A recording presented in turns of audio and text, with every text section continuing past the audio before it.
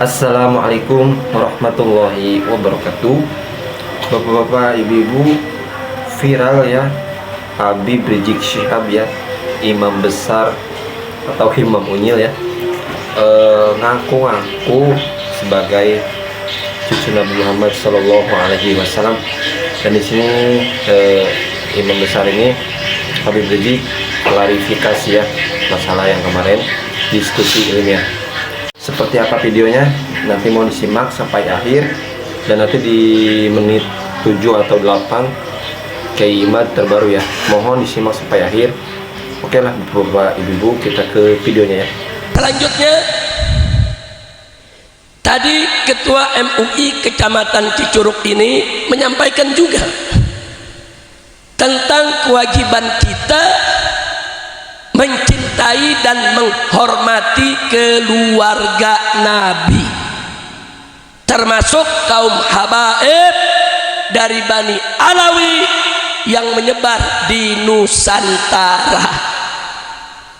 Nah, berkaitan dengan ini, saudara, apa yang disampaikan oleh beliau bukan tanpa dasar. Dalilnya dari Al-Quran dan As-Sunnah.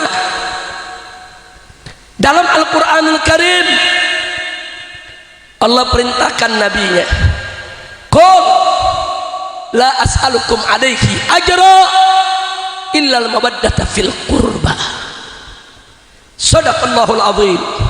Qul, katakan wahai nabi, katakan wahai rasul, katakan ya Muhammad, katakan kepada kau punya umat, apa yang mesti dikatakan saudara? Katakan kepada mereka, la as'alukum alaihi ajra, aku tidak meminta upah apapun kepada kalian hai umatku atas segala jasaku.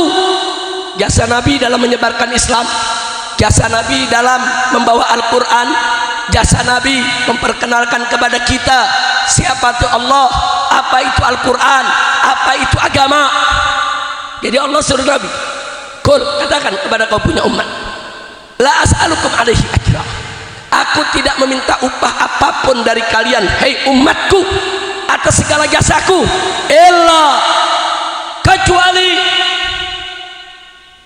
al-mawaddata fil qurba, kecuali al-mawaddah, cinta kasih, kasih sayang, fil qurba.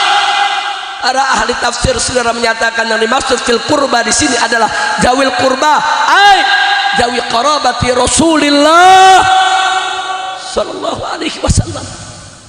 Makanya para ahli tafsir menafsirkan bahwa Nabi diperintahkan oleh Allah sampaikan kepada umatnya, hei umatku, aku tidak meminta upah apapun atas segala jasaku kecuali cinta kasih terhadap keluargaku. Siapa itu keluarga Nabi, saudara? Ya, di sana saudara terjadi beberapa perdebatan di antara ulama, tapi yang muktamad menurut Ahlus Sunnah wal Jamaah bahwa istri-istri Nabi termasuk Ahlul Bait Nabi, walaupun bukan qarabah, saudara.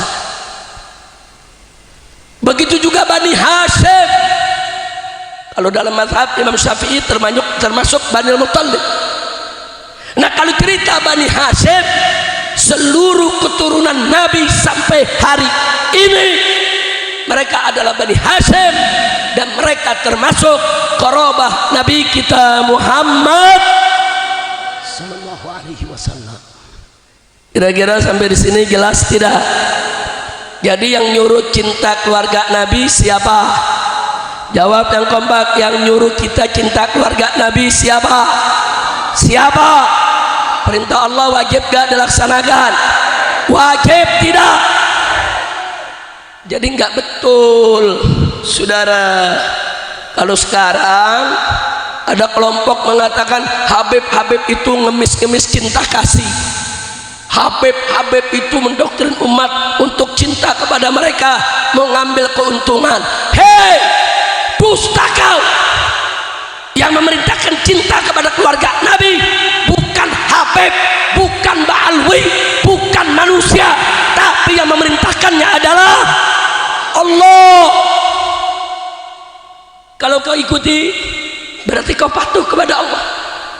Kalau kau tidak ikuti, berarti kau ingkar kepada Allah. Itu dulu kita garis bawahi, saudara. Jangan diputer-puter, jangan. Nggak ada tuh doktrin ajaran Habib disuruh ngemis-ngemis cinta, nggak ada ya, nggak ada. Nah kemudian, saudara, Nabi alaihi salatu wassalam dalam hadis sahih diriwayatkan oleh Imam Muslim dan beberapa imam hadis lainnya, saudara. Nabi katakan, taraktu fikum mustaqalain, aku tinggalkan kepada kamu sekalian dua pusaka yang teramat berat dan penting. Pertama, kitabullah. Pertama adalah kitabullah, Al-Quran, termasuk as-sunnah yang menjadi penjelasnya, saudara. Yang kedua, kata Nabi, wa itrati ahli baiti. Itrah itu keturunan, saudara, dan keturunanku ahli baiti, mereka adalah ahlul baitku. Ini sabda siapa? Jawab semua, sabda siapa? Sabda siapa? Wajib tidak taat kepada Nabi, wajib tidak tunduk kepada Nabi. Takbir, sallu ala Nabi. Nah, jadi itu sama saja dengan tidak percaya kepada Islam. Lama-lama akan tidak percaya pada Islam. Ini dalam teori silogisme ini, muqaddimah sugro, muqaddimah kubro, natijahnya ini nggak pas. Memang Habibnya sebagai apa sehingga disamakan kemudian dengan Islam. Apakah Habib ini termasuk rukun Islam? Sehingga orang yang tidak percaya kepada Habib ini berarti tidak percaya pada Islam. Rukun Islam yang saya tahu kan cuma 5. Syahadat, sholat, puasa, haji, zakat ya. Itu urutannya mungkin tidak urut ya, nggak apa-apa. Nah, tidak ada itu frase di dalam rukun Islam itu ada Habib itu sebagai rukun Islam. Sehingga kalau kita tidak menjalankan rukun Islam, kita tidak lagi bisa disebut Islam. Tidak ada. Siap jadi lebih baik tiap hari. Kalau otot nyeri, ada counter pain. Kemudian apakah percaya bahwa Habib itu merupakan cucu Nabi masuk dalam rukun iman? Juga tidak. Sehingga tidak bisa mengeluarkan seseorang dari keimanannya kepada Allah, keimanannya kepada Nabi Muhammad. Apakah Allah dalam Al-Quran pernah mengatakan bahwa Habib ini cucu Nabi? Sehingga kalau tidak percaya kepada Habib itu cucu Nabi, itu kita sama dengan tidak percaya kepada Allah. Tidak ada. Apakah nasab Habib ini setelah disebutkan oleh Nabi Muhammad? Tidak ada. Tidak ada Nabi Muhammad pernah dalam hadisnya, nanti anak cucuku akan ada yang bernama Alwi. Dia akan punya nama anak namanya Muhammad. Nanti Muhammad akan punya anak namanya Alwi. Tidak ada yang demikian itu. Kalau dia bukan ucapan Allah, dia bukan ucapan Nabi Muhammad, lalu kita tidak percaya bahwa Habib ini cucu Nabi, apa konsekuensi kita keluar atau tidak masuk dalam kategori iman itu dari mana? Tidak ada. Maka UAS ini dalam bicara, bolehlah kita mendukung Habib ya, mendukung atau jadi mukibin. UAS jadi mukibin silahkan saja, tapi jangan bodohi jamaahnya. Coba cerdaskan jamaahnya. UAS ketika percaya bahwa Habib itu cucu Nabi, minimal dia punya dalilnya. Dalilnya mana UAS bahwa Habib itu cucu Nabi? Saya menantang UAS untuk memberikan dalil. Hei Imaduddin Usman, ini dalil Habib cucu Nabi. Ini sahih. Selama ini tidak ada. Saya tidak pernah lihat dia mengutip kitab tentang ilmu nasab. Dia hanya apa yang dia tahu selama ini. Nah, ini menutup jamaahnya untuk cerdas. Jamaahnya UAS ini kan bukan jamaah NU. Dia memang dalam amaliyah mungkin mirip dengan NU, tetapi dia dalam cara pandang keagamaan harokah itu tidak sama dengan NU. Jamaahnya saja bukan jamaah NU, itu sama dengan para mukibin ustadz-ustadz pendukung Habib itu yang sekarang membela nasab Habib, itu sebenarnya tidak ada kaitan dengan NU. Jamaahnya bukan jamaah NU, yang mengundang dia banyaknya bukan orang-orang NU. Walaupun dia mengatasnamakan NU seperti Ustadz Wafi, Ustadz Idrus Ramli, tetapi tidak ada kaitan dengan bagaimana perjuangan ke-NU-an. Bahkan ketika NU di dalam sebuah muktamar kemudian memutuskan suatu hal tentang paham keagamaan, mereka ini yang paling getol untuk menolak. Ustadz Lutfi Basori, Ustadz Idrus Ramli, dan wa akhwatihim itu mereka lah orang-orang yang menolak pandangan-pandangan NU dalam kenegaraan, misalnya di dalam berbagai macam pandangannya terhadap khilafah. Misalnya NU menolak khilafah, Ustadz Abdul Somad ini pendukung khilafah. NU menolak FPI, Gus Naji mendukung FPI. Nah, jadi pendukung-pendukung nasab habaib hari ini itu dari kelompok-kelompok yang semacam ini hari ini ya. Nah, tetapi saya memohon ya secara ilmiah kepada Ustadz Abdul Somad ini untuk ketika membela nasab para habaib ini minimal ada narasi-narasi ilmiah yang diungkapkan. Termasuk juga Ustadz Ar-Raji Hasim ya. Ustadz Ar-Raji Hasim, Ustadz Abdul Somad, Ustadz Yahya ya, Buya itu kan marketing aja itu kan. Lah ini tolong ada dalilnya, jangan jadikan masyarakat bodoh hanya untuk bertaklid, sementara Allah melarang kita untuk bertaklid.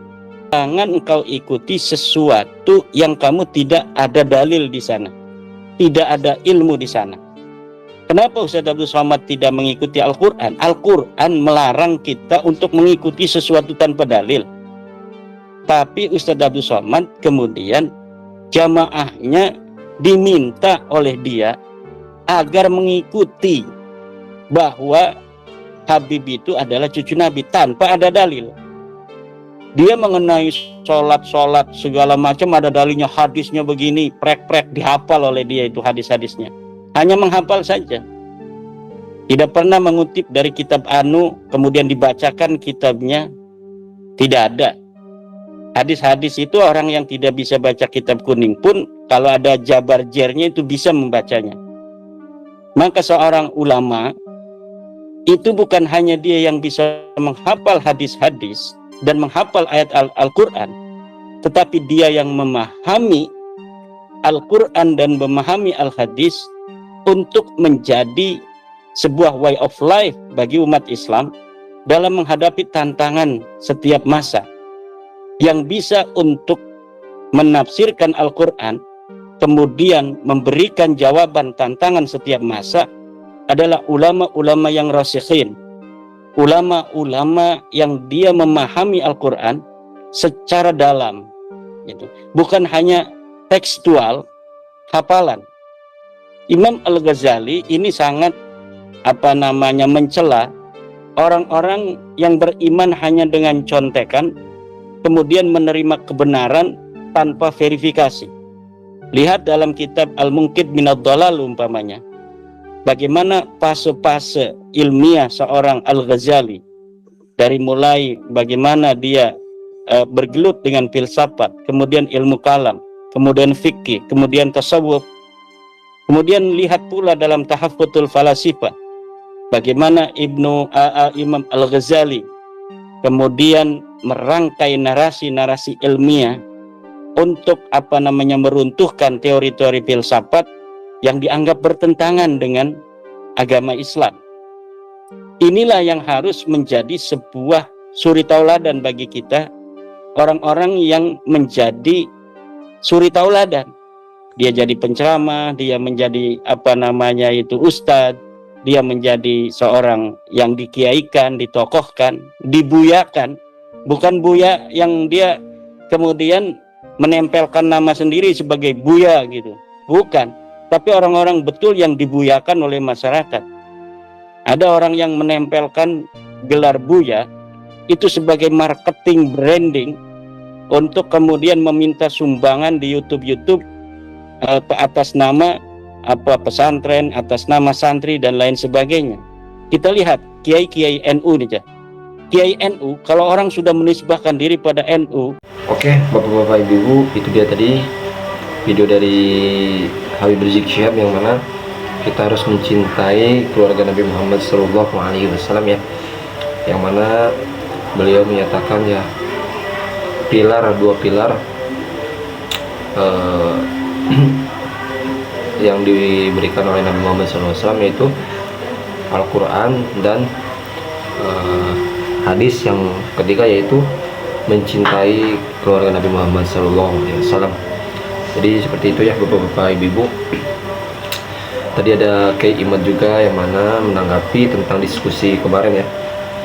Jadi mohon gimana tanggapannya Bapak-bapak Ibu tentang Kiai Imad dan imam besar, atau Habib Rizik sering bilang unyil ya, jadi imam unyil. Gimana tanggapannya menurut Bapak-bapak Ibu? Silahkan di komentar. Oke, kita doakan Kiai Imad sehat selalu, Habib Rizik Syihab sehat selalu, Bapak Ibu juga sehat selalu. Amin ya rabbal alamin. Oke, tolong nanti di komentar ya gimana pendapatnya. Oke, terima kasih. Sampai berjumpa di next video. Sampai berjumpa. Assalamualaikum warahmatullahi wabarakatuh.